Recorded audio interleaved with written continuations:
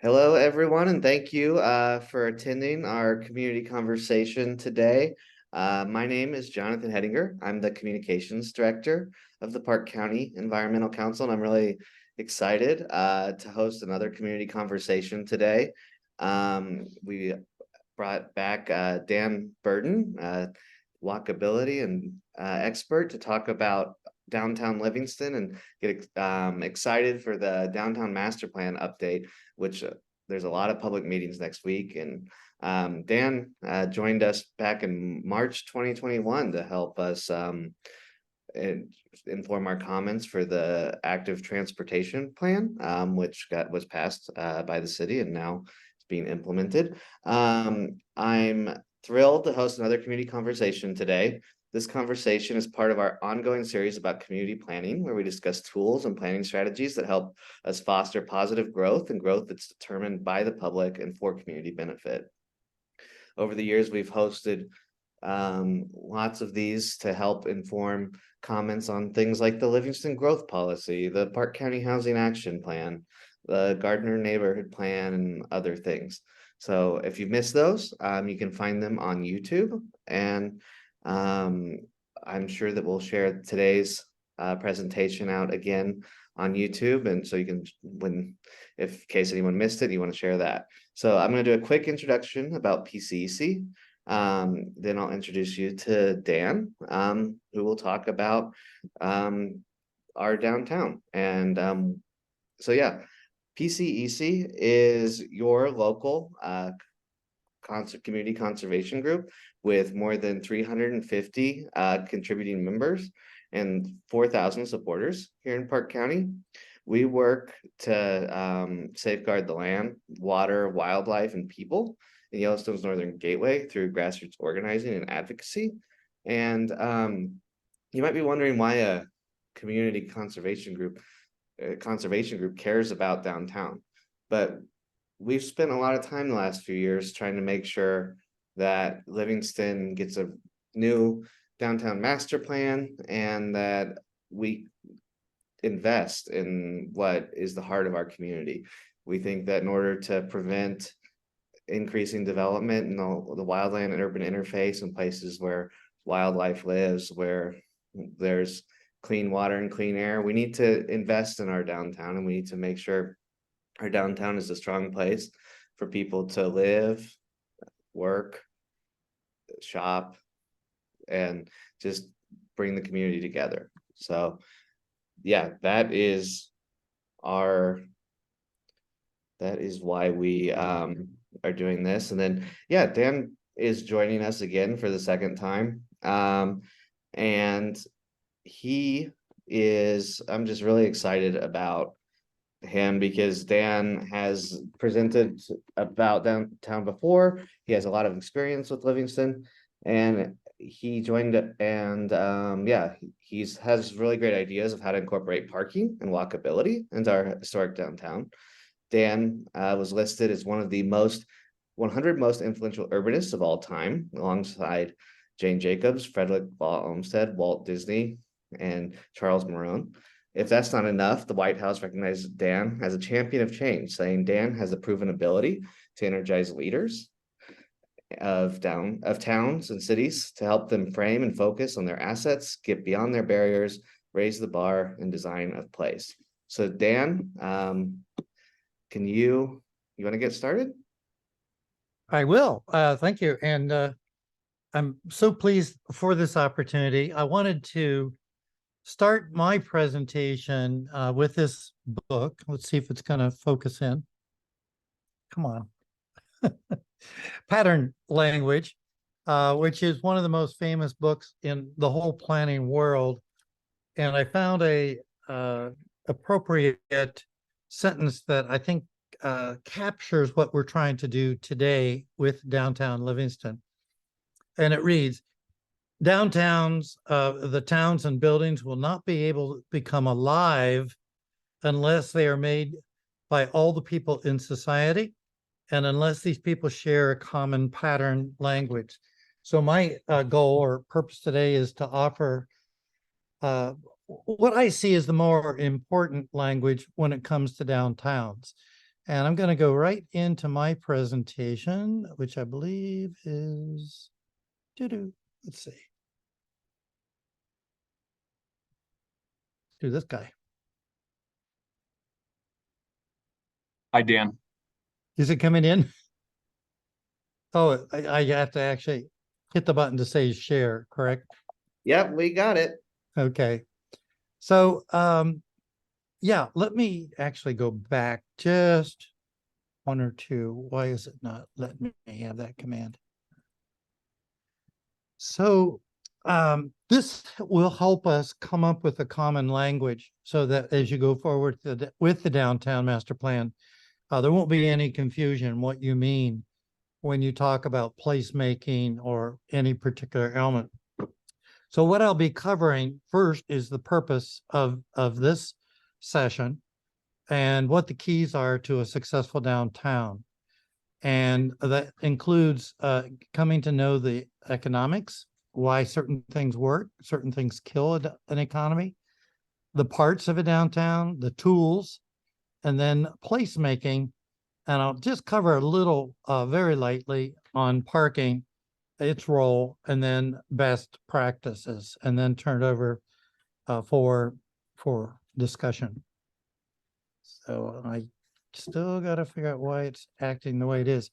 And I want to launch with the whole concept that we have to continue to reinvest in our downtowns. There's no such thing as a completed downtown. Any downtown that stops in time is going to lose its vitality or its ability to be an alive and successful place. So everything I'm going to show, oh, well, I'm going to have to do it a different way. Here we go. So let's start with the purpose of a downtown, what we're aiming to do with the downtown. So I just want to ask the question. Anyone can answer this question. I'd like to get a couple of answers. What's the purpose of cities? Why do we have cities? Anyone, please. And until you know how to answer this question, you can't really design your downtown. For people. For people? Human interaction for all human activity. That really nails it, Tom. Essentially, cities are our invention as a people. We invented downtowns to maximize exchange. And that is not just goods, culture, it's friendship, knowledge, ideas, wisdom. Everything gets reinvented in a downtown. And downtowns were designed to minimize travel. And if you think back 60, 70 years, we've been doing just the opposite. Almost everything we've done with land use is maximizing the time we spend trying to transport ourselves. So when I look at a downtown, I'm looking at not what McDonald's thinks is a way to advance the society by face-to-face contact. It's what happens on a real main street. The people that you plan to meet with, the two people sitting, and then somebody just comes by you haven't seen for 16 years, right? When I go back to Missoula, where I lived for 10 years, I'm still bumping into more people there than any other city I've ever lived in. And because partly it's got a great downtown, right? I think everyone on this call knows of Petulia Clark, and you can hum this along if you like. But I think it's one of the better songs for what we're trying to do to get into that. And fairly quickly, I want to point out that our prime reason to have streets in a downtown for sure is to maximize the exchange. And this happens in the open space, that it's the streets. If we don't do them right, we've killed 30 to 50% of our entire public space for our community. So this is quite critical. And when it comes to enjoying a downtown, there's just so many different people of different ages and abilities and so on that we need to be designing for all, and truly get into what brings the excitement to come to a downtown with your family. Even if you don't live in the town, maybe you come in for a festival, or it could be a group of people that get together every Thursday morning for breakfast, and this becomes a big part of their identity of their town.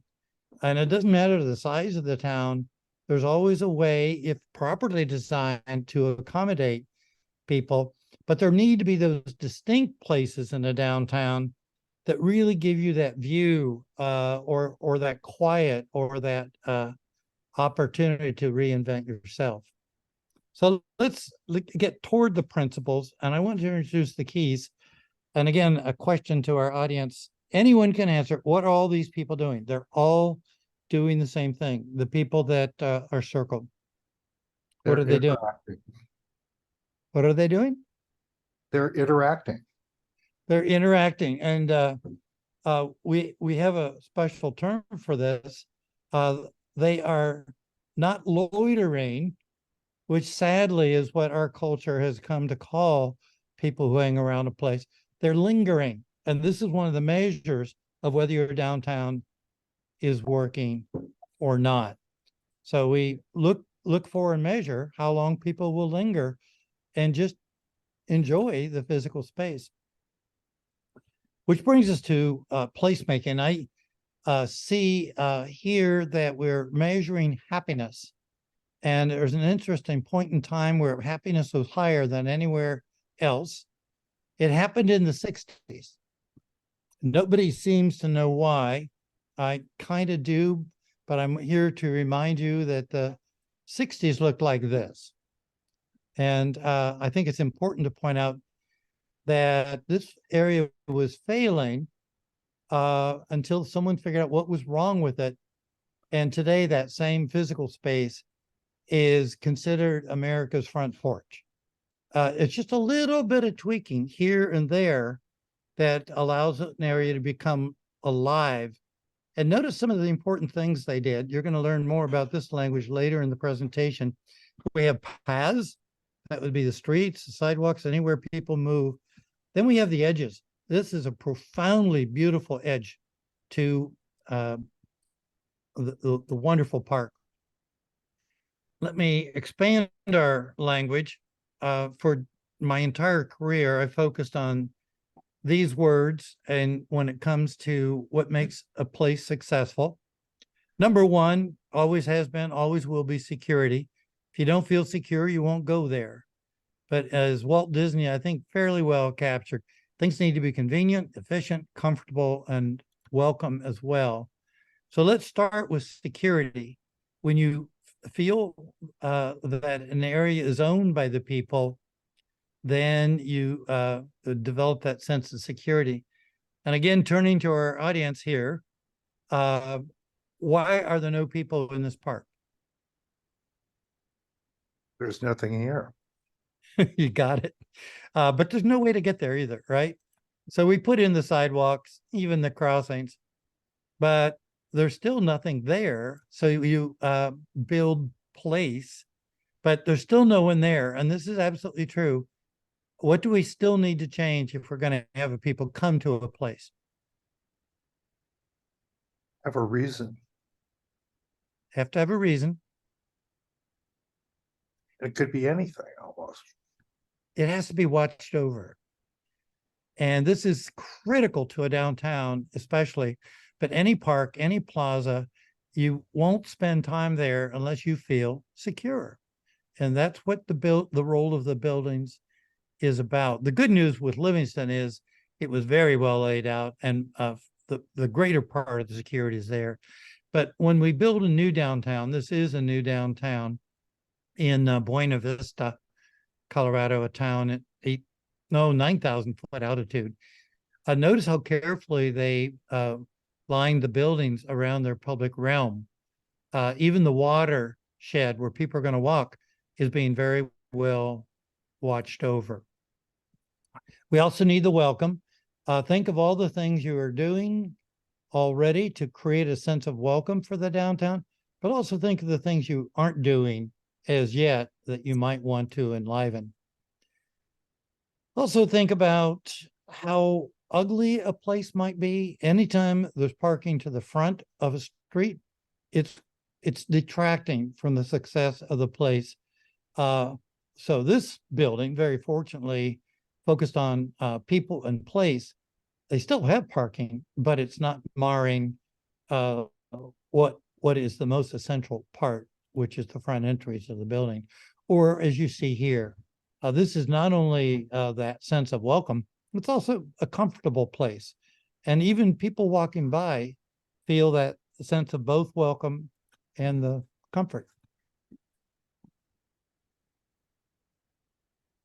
But there are many other things that go into placemaking. The number I'm hearing is that you need at least 10 things in a plaza or a park to have it come alive. So think through each of your public realms as to whether they're performing or not.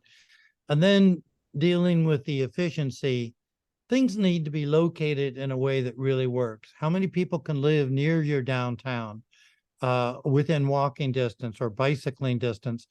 Fortunately for Livingston, most. But there are broken links, limited ways to get over the treks. So we need to work with that. Now, another element that I want to introduce, what are the qualities of place? These are the keys. There are actually a few more, but these are the ones I think are most central.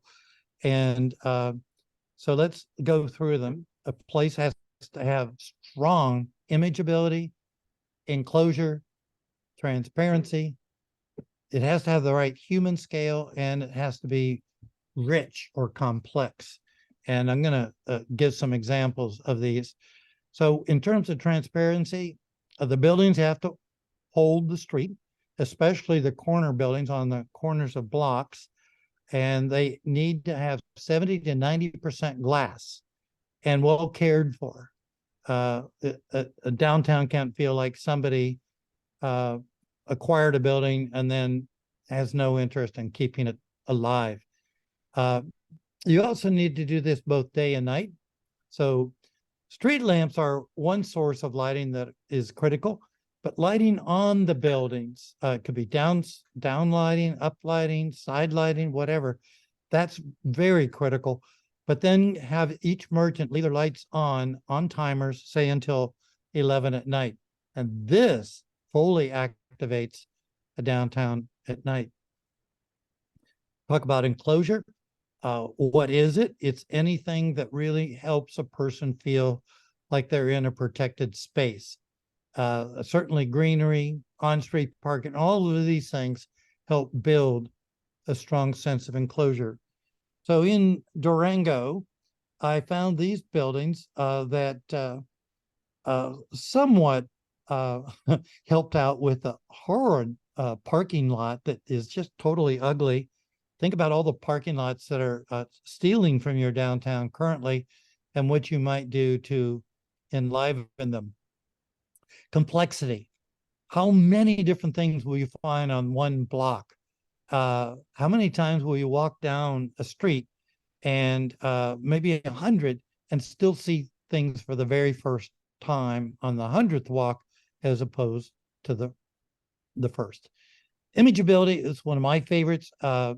You can probably tell by the architecture and maybe the added landscaping feature. This is New England, and you need to look like you are Livingston, right? Then get the right human scale. The proper scale of any street is one that doesn't give more than 50% of the space to moving vehicles. Note what they've done here. On-street parking is a wonderful buffer to the parking to the sidewalk. So from physical building to physical building, half of all the space is devoted to the human presence versus moving traffic. And no downtown should violate this rule. Let's move to economics. And on the really good news side, if you were to look at your downtown in the same way you look at a farmer or a rancher looks, they're looking for a yield per acre. And if you do that for a downtown, you're going to find the proper, well-designed downtown makes 800% more money per capita or per acre than anywhere else in your commercial spaces. So think about that, how vital this is and how important it is for a community. But if a downtown is to come alive, you really need to make sure you have enough reasons for a person to come downtown. So think not only of what products get sold or services provided for tourists or someone in the regional area. Think about the person who just wants to mail a letter or buy a bottle of wine or whatever. These are all very important. So make sure you have a rich enough combination of these on the street to bring back the people. If this still exists in print, it's a really worthy document to get a hold of. And truly, it has a number of beautiful essays, very well illustrated on the economics of place. Michigan Municipal League, every city in Michigan belongs to the league except for one. And they all have benefited by the wonderful act, care, love that they put into this document and the actions of the Michigan Municipal League. Now let's get into the parts. This is the fun part. So with the parts, again, think of the role of the buildings, but also the open space, the space between buildings. This gives you the basic rules, and it may be a different size or scale depending on the size or complexity of the city. But now go to a much smaller hamlet. You're seeing that all the same parts and the same principles need to be applied. And this is just absolutely universal part of the language. Mixed use at the center is absolute. And indeed, I rate a downtown on how many stores are open for all people as opposed to somebody's office space or something like that. We need office spaces, but they don't have to be at street level. We also need residential. A brand new downtown, Hudson, Ohio had done so well with their historic downtown that they had to actually expand. So they went to the back of their buildings, blew out all the parking, built a parking garage, and then built the addition to the main street, which you see here. And the town is just thriving economically because they knew how to grow the missing components of their downtown when they needed to grow. You see the various elements. Note the importance of every one of these street elements. And again, you're starting to see, hopefully, a number of these principles now being applied. I also like to go into a community and talk about the parts of a sidewalk. You always need and have a shy zone. Doesn't matter whether you've laid it out officially or not, it exists. You also have to have a nice, clean, orderly place for all the furniture so that we end up doing is leaving a place for walking and talking. And when you think of your downtown as you reinvent it, these parts become absolutely crucial. Now I want to get into one of my favorite languages, and that's Kevin Lynch's taxonomy of cities. He lays it out so well. He and Jane Jacobs grew up in the same time frame and circles. Kevin was the scientist behind everything. He understood the role of each one of these. So I'm going to go in and highlight why you need all five, and you have to do all five correctly. And think of them in terms of a downtown. So a path is anything that moves. Could be a railroad, a water course, a sidewalk, a bike path, or a street. And how beautiful you make these areas. And again, this gets back to how well they did the pathways here, but look at the same illustration now in terms of the paths and how well each performs. It's also important to understand how streets can become transformed. The street on the right was transformed to the street on the left, and the block increased in value well over 800%. It's just amazing how that change in focus really was really the starting point for all of South Beach in its reinvention. And of course, many other communities, obviously, in Western Montana, one of my favorite streets. Now let's look at edges. Second element. Edges have a number of properties that they need to convey and to help people with. So for example, the edge that divides the trail part to the housing, and how well this is done, both day and night, you can tell with the lighting. Next, in Kevin Lynch's vocabulary are nodes. Nodes are anywhere people gather. Typically, you can think of a node as being any well-built intersection. This one in New Orleans and or in London. This is just a wonderful little spot that was created along a pathway so that people could gather and visit day or night. Very well crafted, a strong sense of enclosure. Then come the districts, and the districts are vital, and a number of districts exist in any medium-sized city. Even Livingston has a number of districts, but each one has to have its own care and love and vocabulary and way to carry it out. And a district, for example, Bainbridge Island, just as a thriving place for the community. You can also see the unique elements that come together. And now landmarks. Landmarks are a very important, very unique part. They're places that you just recognize, and you even see them from a distance. They could include steeples. They could include a larger, more prominent building, but something that creates that identity. To show how this works, let's go to a place that over the decades became abandoned. And so they wanted to reinvent this portion of Petaluma. So they took the elements that were there before and celebrated them so that the industrial look was carried over, even though none of these buildings are now industrial in nature. And you can see as the blocks form and move out that they take on that quality or feature. So in Petaluma, they did an extraordinary job of honoring such an important element. Now let's get into the actual tools. And with the tools, we'll pick up the pace a little bit. And by the way, all this is being made available to you in a PDF format. So no need to linger on any given element, but all these are important tools to consider as you enhance the downtown.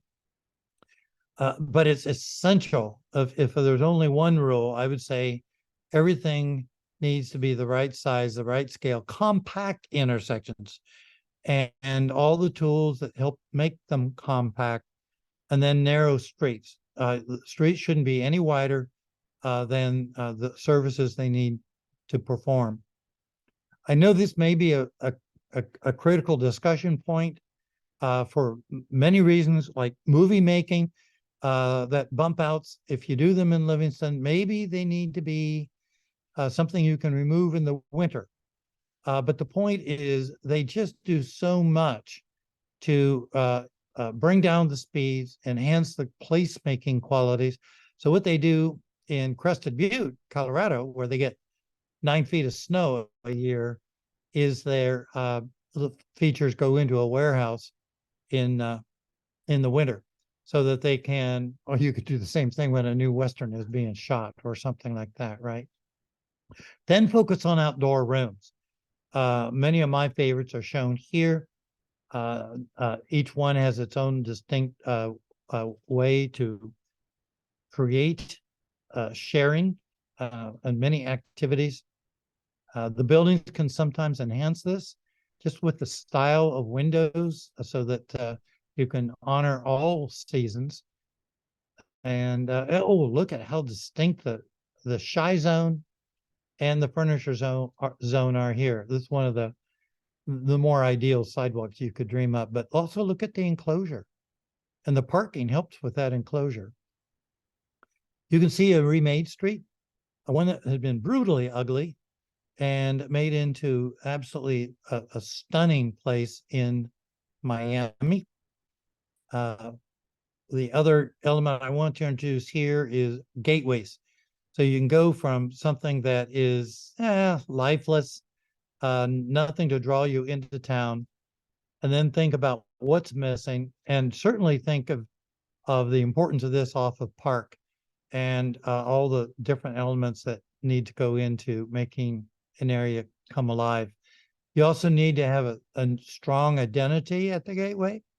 And again, that uniqueness, what qualities make your area even more exciting.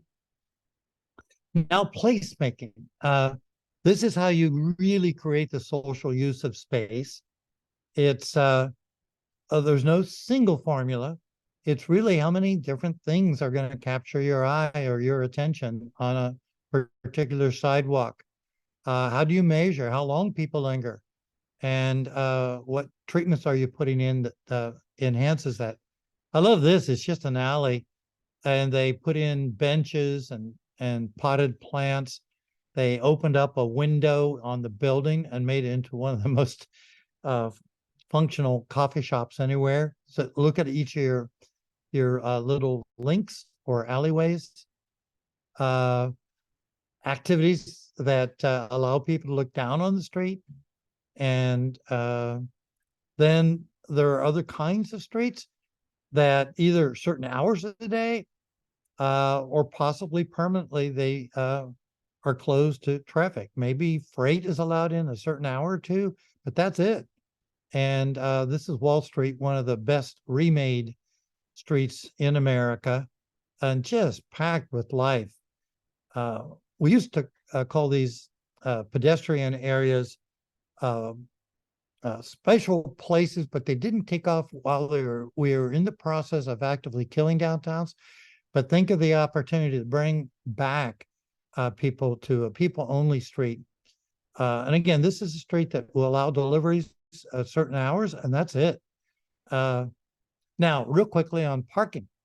This is a very key issue in Livingston. I'm not going to provide a lot of detail here, but I'm told I'm being invited back to work more on parking. But I do want to point out that the first thing to do with parking is to look at your code. Is your code doing more harm than good as it currently reads?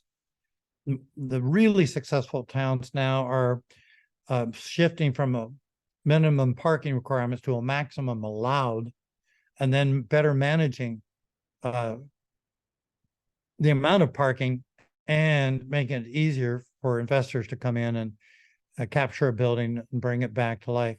There's so many ways to do this, both with geometrics. This is one of my favorite parking lots in America. They've got the street, but they were able to bring back much more width to their sidewalks, but the actual street maxes out the parking, actually gets more than you ordinarily would. So every parking lot and every parking access area needs to be looked at as you do your planning. Now, just going to quickly close out with a number of best practices, places I'm in love with. I've always loved Big Fork. It's just been one of my most delightful little towns, partly because of how they've protected the Main Street uses and created really nice buffers, protected the watershed, but really activated Main Street and made it a very desirable place. I personally think they could get angled parking on both sides and then still allow the access to that parking. But it's just a joyful place for being a pedestrian. And you can see people lingering here. Nobody's moving. Everybody in this photo is just spending time enjoying Big Fork, right? A compact intersection. This is Davis, California. Extraordinarily well done. All the corners. One of my other favorite downtowns, Carmel, Indiana. Oh no, California. The there's also a Carmel, Indiana, and a Carmel, California. And I've been back at least 6 or 8 times. Every time I'm discovering brand new things. These are the places worth discovering. So I believe I made a mistake and didn't take out those blank slides. So with this, Jonathan, I'm going to turn it over to you and whoever is going to be a moderator, and I will close out my. Thank you, Dan. That was great. And everyone, anybody who has questions, put them in the chat or get them ready. But right now, Andy Roots from Crescendo, you're conducting the Livingston Downtown Master Plan. Could you give us an update on that and public opportunities? I am. Thanks, Jonathan. Yeah, as Jonathan said, I'm Andy Rutz with Crescendo Planning and Design, and I've got the good fortune of leading the consultant team that's helping the city with its downtown master plan. So first, just a quick thanks to PCEC for letting me hop on here and make a quick plug for some of the events we have coming up and for the process in general. Can't encourage you all enough to participate in it, especially next week. We've got a bit of engagement blitz, which Jonathan alluded to, and I can speak to in a little bit more detail in a second. Definitely want to thank Dan for his presentation. Dan, I love the setting of the stage with Christopher Alexander. Definitely a classic in the urban design, urban planning world. And I think, as Dan said, hopefully, this gets some creative ideas flowing in folks' minds as we're heading, especially into these engagement events. This is really the time in, a community like Livingston and within our process to share your big and bold visions, have a conversation with each other about what your shared values are, what your goals are for the downtown, so we can chart that path forward. Like Dan said, that's a really vibrant and resilient place for Livingston. In terms of the master plan itself, we're still pretty early on in the process. Our team's been doing a lot of analysis behind the scenes. We had really good turnout from the community with a preliminary visioning survey that we had done earlier in the fall. We're getting a lot of good feedback actually through the website. There's a kind of a share your ideas form or interface on there where you can access it, 24 hours a day, 7 days a week. So if you come up with a big idea in the middle of the night, don't hesitate to hop on there and share that with us. But I'd say more than anything, we're really looking forward to engaging with folks in person next week. So I will share a link to the project webpage in the chat here in a moment. But just to make quick mention of the events for folks that are on the Zoom call or tuning in on Facebook. Next Tuesday from 5 to 7 p.m., we're going to be hosting what we're calling a community workshop or charrette. It's going to be at the depot, and there's going to be a lot more kind of interactive opportunities to share your ideas around a lot of the things that Dan mentioned, types of uses, the kind of development you'd like to see in downtown. What kind of amenities do you think the community needs to help folks linger and sort of stick and interact in downtown? What kind of mobility options would you like to see in the future? That is admittedly a little bit more interactive of an event. I think some folks really enjoy that. Some folks would rather do something that's a little more passive. And so we have that opportunity for you as well. That kind of more passive opportunity, I would say, is Thursday evening. Again, from 5 to 7 p.m., we're going to be hosting an open house, and that's going to be over at the Shane Center. We wanted to try to, vary the venues a little bit, make it, as convenient as we can for folks, and also give you kind of different experiences. At the open house, we'll keep soliciting feedback. That will also allow us to do a little bit of a report out of what we hear on Tuesday. And then also on Wednesday morning, for those of you that are on the call, and I see a lot of familiar faces and names, for those of you that are business owners in the downtown area, we're hosting a business owner breakfast Wednesday morning, and that's going to be from 7 to 8:30. The hope really there is that it's an opportunity for you to have a good conversation with other, like-minded, invested individuals in the downtown, and hopefully at a time that is outside of your operating hours. So we're not asking you to come away from work to participate in the process. If you're interested in being a part of that, we'd love to have you join us. We'll be providing breakfast. There's an RSVP form on the website, and it looked like Jonathan may have beat me to it and put a link to the web page in the chat. Thanks, Jonathan. If you don't mind RSVPing, if you're planning on coming to that breakfast, we'd really appreciate it because that'll give us a good head count to make sure we got enough food and refreshments for folks. So with all that, we've got opportunities on the website as well to kind of just ask questions about the process. We've got a distribution list that we'd love to get your contact information for if you haven't already. And then I promised Jen Severson at the city that I'd also mentioned that she is willing to interact with anybody at any time. So feel free to reach out to Jen, who's leading the process on the city side of things. Thanks again for letting me steal a little bit of time, but I'm excited to hear questions you got for Dan. Yeah, thanks, Andy, and thanks for that update. And yeah, I hope to see everyone at those events next week. Dan, we got one question in the chat. Why is it important to have a downtown plan? Oh, I like to think if you didn't have a downtown plan, it'd be like trying to play basketball without having any rules. The game wouldn't make any sense and people wouldn't come, people wouldn't watch it. So if you want people to come to a downtown and enjoy it, then you need a plan so that you have a way for business people to make an investment and have that assurity that what they're building is not going to change overnight. Yeah, it's like foundational. You can't play sports without a game plan. You can't have a downtown without a master plan. And I know Livingston made a downtown plan about 20 years ago, but the follow-up question, why is it important to keep it current? Well, it's absolutely critical. My lead slide talked to if you're not constantly perfecting your place, it's going to fall into ruin. And certainly Livingston's downtown is not falling into ruin, but it just is needing so much more love to come alive, to become the place that everyone who goes to Montana hears. You haven't been to Montana until you've been to Livingston, right?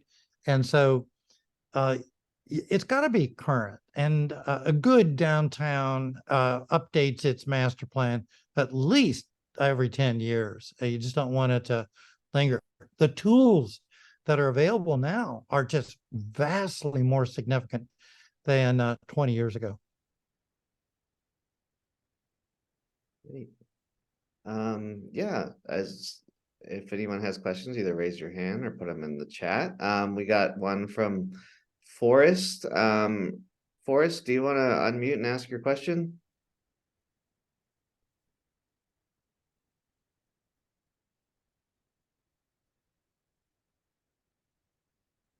Or I Sure. Yeah, thank you. My name's Forrest, and I'm a small business owner in Bozeman and in Livingston.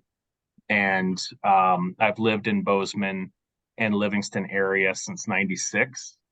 I'm a trained architect. I have, well, first and foremost, Dan, I appreciate your presentation. I own a copy of the pattern language as well. And all of the things that you shared and all the locations around the US and part of Europe were great examples. I think there's 10x as many examples as you had time to share. It's just that's just a very small sampling of all the successes that other communities have seen by putting in investment into their downtowns. And since Bozeman's so near and dear to everyone, we all know how much growth Bozeman has seen over the last 25 years. It certainly shows a lot of success in a lot of ways, and there's also some things that we should learn from and not try to duplicate, because I personally believe that downtown Livingston is an even better downtown experience than Bozeman will ever have. And that might be arguable, but that's my perspective. And I want to make sure that we can look at our downtown and make sure that we go about it in a very smart way. And the way I personally would propose that we look at it is breaking it into a 3-phase approach.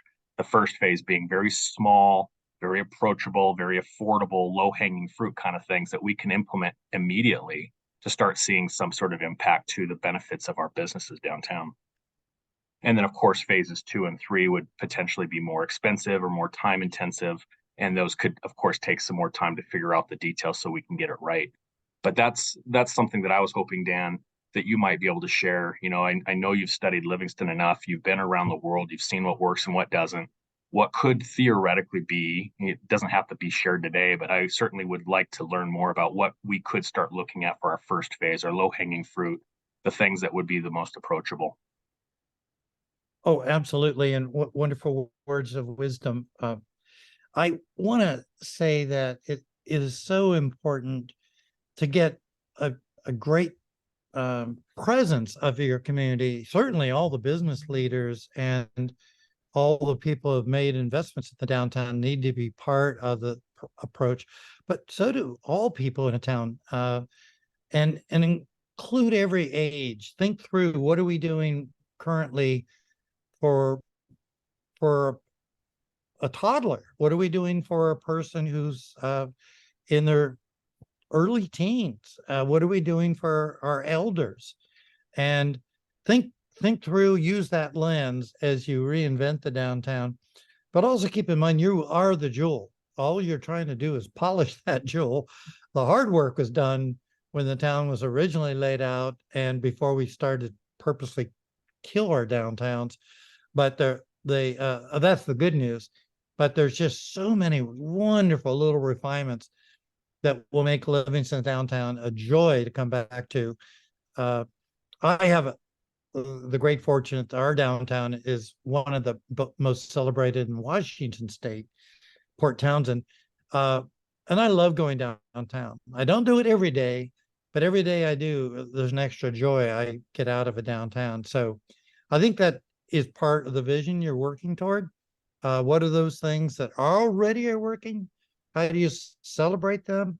And what are the areas that really, why do we ever do that? Make those changes and have a shopping list and maybe even a time frame where you'll be able to fund the immediate quick fixes first, as you say, and there are a lot of them. And then which ones are going to take some fundraising or greater partnerships. And I'll just mention quickly Hamburg, New York. Go to the air and look down on Hamburg, New York, and you're going to see some amazing new tools.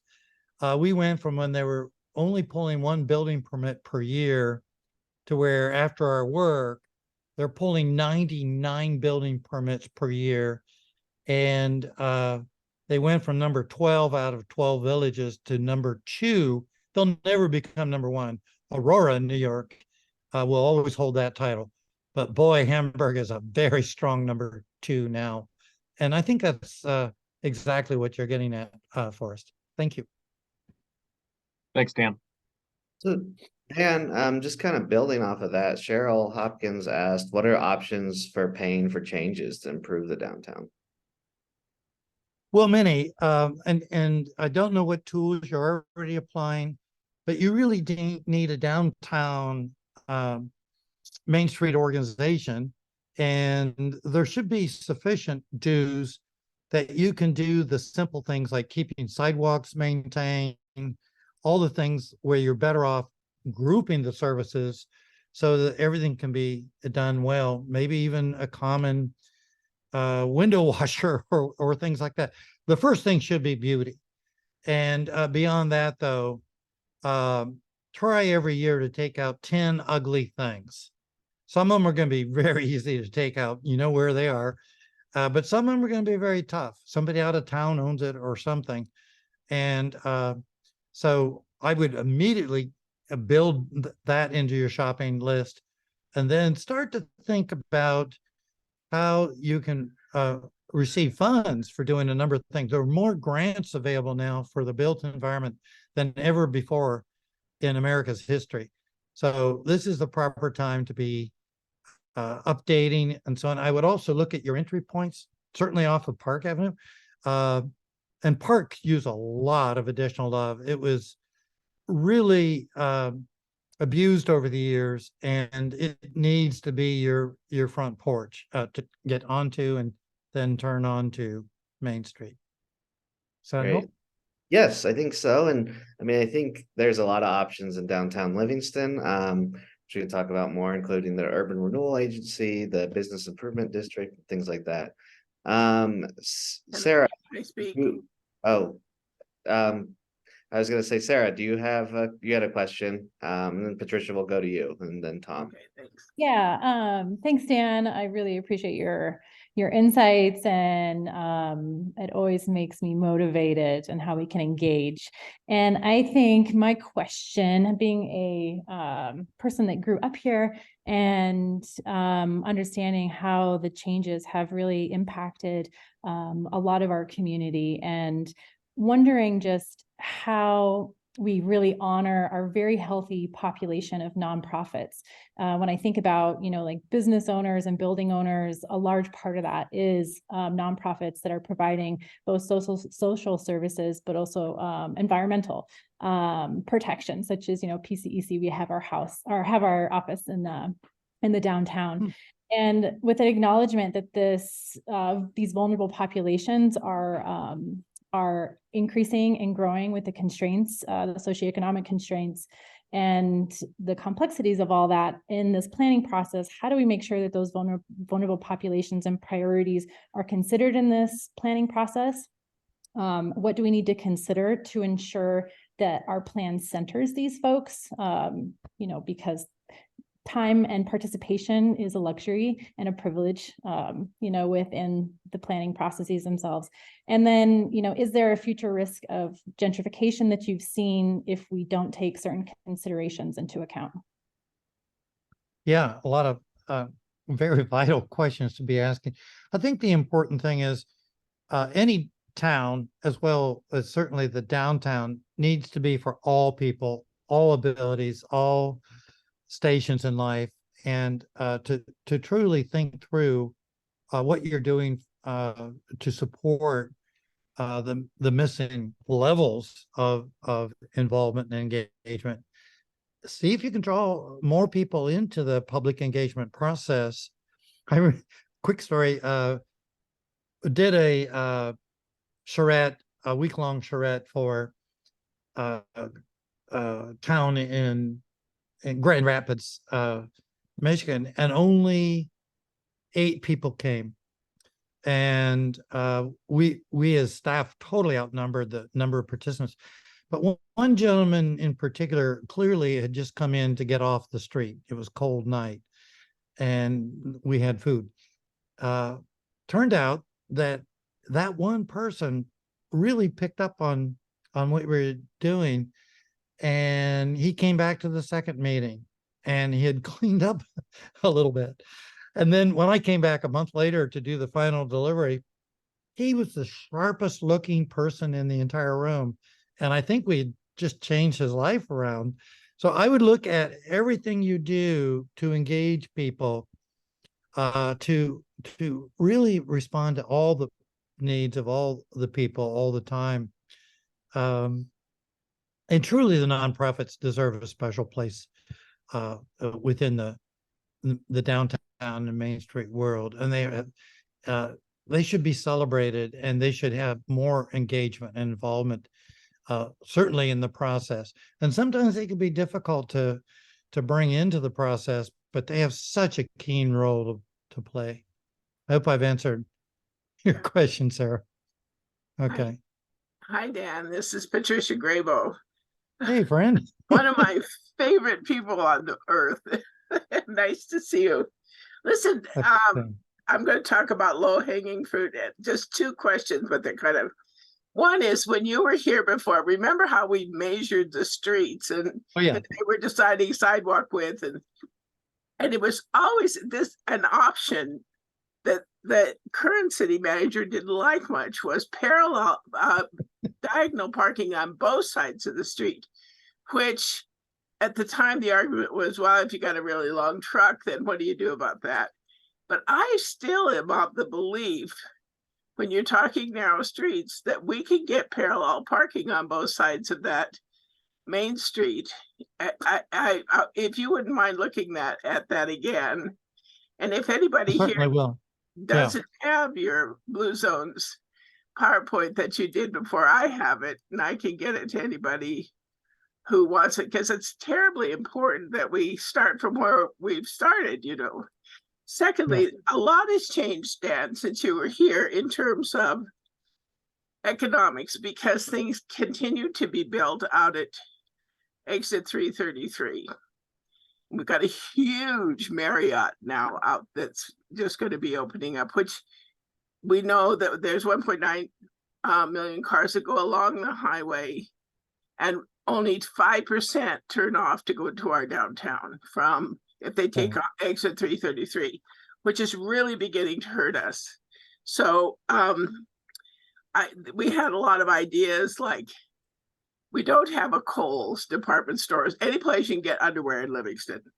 Mhm. And at one point, a banker in Livingston said he would consider, you know, multi-level parking, and then the first floor could be something like a mini Kohl's or something like that, which would bring people down just to get shoes and the important things that we don't have downtown. But and the Grable is now a hotel, and it doesn't have to be the whole building, just part of the building. The Murray only has 15 rooms. We have 20 hotel structures in downtown Livingston. It'd be just exciting to bring people downtown to stay at hotels, but then they have to park. And there's some, but the economic picture going forward is really, in our mind, pretty important, because if we don't have people down there to shop in something that matters to them, then and how do we get that ship moving? I mean, that's our awareness of that particular issue. Right. Well, again, this is why you're doing your downtown planning, to be able to explore the more critical and salient issues and to come up with the right set of solutions. There's no such thing as a magic slate of answers. Everything has to be very specific to your conditions. And it's got to be beyond just the downtown master plan, where you study parking and you come up with the right set of solutions that are going to work. So that's on your mind, Patricia, that's a very critical part of a missing piece in your puzzle. But it's best that you're starting now with your downtown master plan. That's absolutely the first step. And I think some things are going to be identified. And certainly the other things going on in town, like the development off of the freeway, there's a proper way to now take that as an opportunity to bring more people into the downtown, but also just to get the word out that you don't want to go to Montana and not spend some time in Livingston. Yeah. Right. The first entrance to the first national park in the world. Yeah. You got it. I'm so glad you're here. Yeah, well, I know we're at the hour. Tom, I said I would promise you that you would ask a question. So, yeah, could you ask a question? Then I think we'll wrap it up. And Andy did ask for a list of the questions, and he said he'll try and get with people and think about how to answer those. So, Tom? Tom, you're muted. You're muted. No, I'm not, right? Right. No, you're not. Okay. I mean, now my phone's ringing. I'll just talk over it. One of the classic problems is most downtowns predate cars. And most of them have much lower parking ratios, and parking and traffic circulation is always an issue. You're trying to densify, consolidate, and do that. But how would you start to look at a place like this, or any place that in terms of how much is enough? You know, too much and you sort of lose the compactness and the density and the pedestrian quality of something. You know, not enough and you don't have proper infrastructure. Just talk for a minute about it, and it's always a conflict. I mean, no merchant thinks they have enough parking because out at Albertsons you can walk right in, and they have too much parking, as defined by most parking codes. But how do you look at sort of the quantities, and as things develop, how you sort of develop more, looking at on-street parking, which is usually not enough, sort of public parking, private parking, and how you accommodate things like employees. Yeah. And again, that's where a parking master plan study comes in, that all of that gets known. It's very helpful if you use aerial maps and figure out what percentage of your parking is being used during your key hours, even if you had to do a special flight to get photos during that peak parking period, not during a festival, but during a normal business day. And then from that, figure out whether or not a few policies would allow you to better use the parking spaces you've got. I am pretty sure you're going to find out that you're over parked right now, but you're undermanaged, and that people who live in Livingston drive a car down for some level of convenience because you haven't made the other modes as convenient. And you've made parking so easy that it gets filled up and used throughout the day. Think about the value of one parking space, valued at about $200,000 per year for just one space, if it were properly managed. That is, it's bringing customers, at least 12 customers to a business during a day.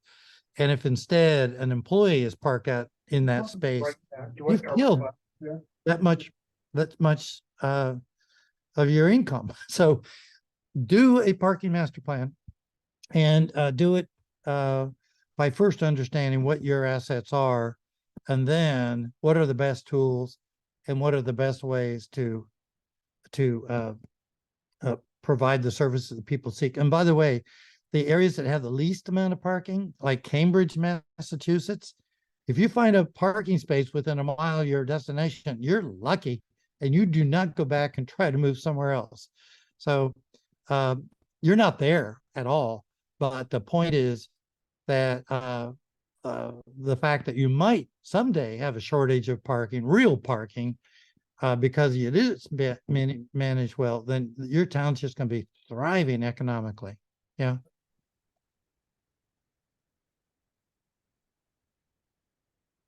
Great. Well, thank you, Dan, so much for taking this time to be with us today and help us brainstorm how to make downtown Livingston even better. We will follow up with an email to everyone who is here with the recording, as well as the information from Andy about how to get involved. But yeah, thank you very much, Dan, and thanks everyone for being here.